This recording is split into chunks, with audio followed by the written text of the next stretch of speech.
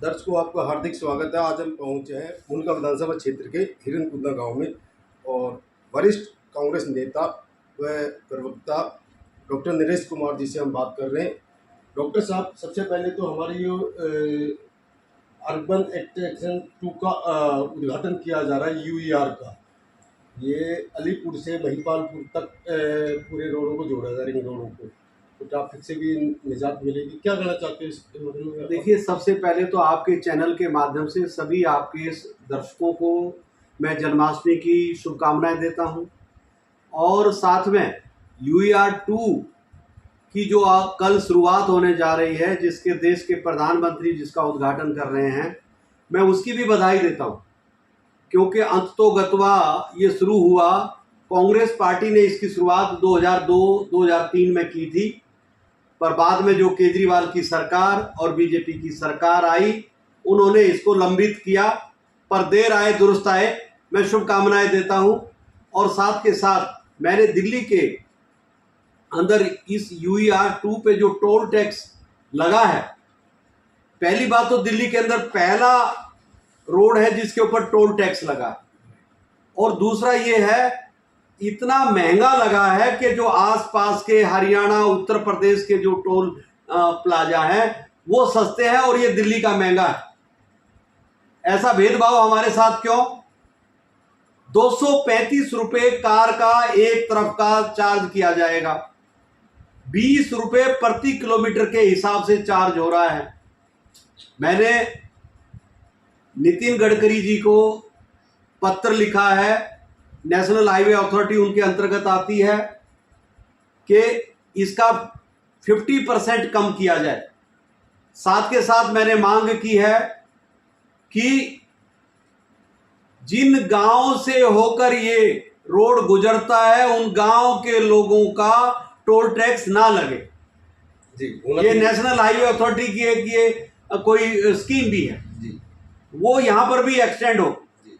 और तीसरा, जिन किसानों की जमीन एक्वायर हुई इस रोड में, उनके अल्टरनेटिव प्लॉट अभी तक नहीं मिले हैं, उसके प्लॉट मिले उन किसानों को।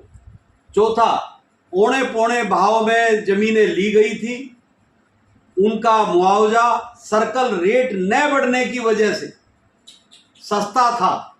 जो सर्कल रेट नहीं बढ़ा तो वो दिल्ली सरकार, केजरीवाल सरकार की वजह से नहीं बढ़ा, दिल्ली के लेफ्टिनेंट गवर्नर जो बीजेपी के द्वारा बैठाए हैं उनके द्वारा नहीं बढ़ा, उसका खामियाजा दिल्ली के किसान क्यों भुगते हैं? इसलिए मैं आपसे एक निवेदन करूंगा आपके चैनल के माध्यम से कि दिल्ली के किसानों को उचित मुआवजा मिले, अल्टरनेटिव प्लॉट मिले, गांव से जहां से गुजरता है ये रोड उनका टोल टैक्स ना लगे, और जो रेट इन्होंने दिए हैं 50% वेव किए जाएं।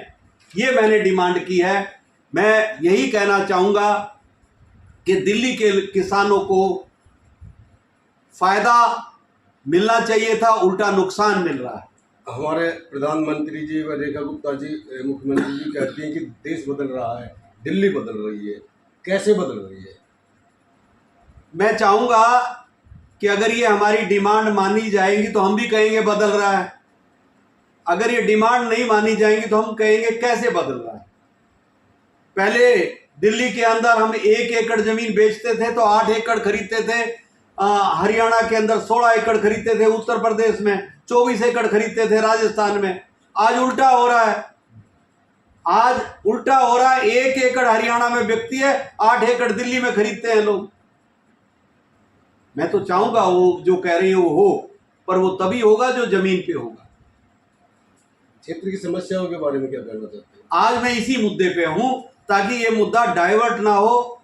विनोद जी, मैं ये चाहूंगा कि ये मेरा दर्द नहीं, मेरे दिल्ली देहात के गांव के लोगों का दर्द है कि औने पौने भाव में उनकी जमीनें ली जाती हैं, महंगा टोल टैक्स उसके ऊपर लगाया जा रहा है, अल्टरनेटिव प्लॉट की जो स्कीम है वो उनको अभी तक मिली नहीं है, मुआवजा सस्ता दिया गया है। यही मैं कहना चाह रहा हूं कि सरकार को ये सोचना पड़ेगा, रेखा गुप्ता को ये जानना पड़ेगा कि दिल्ली के अंदर एक बहुत बड़ी दिल्ली देहात के रूप में कुत्तों की समस्या को लेके तो वो पहुंच रही है सुप्रीम कोर्ट जी, और दिल्ली के किसानों की समस्या कौन सुनेगा?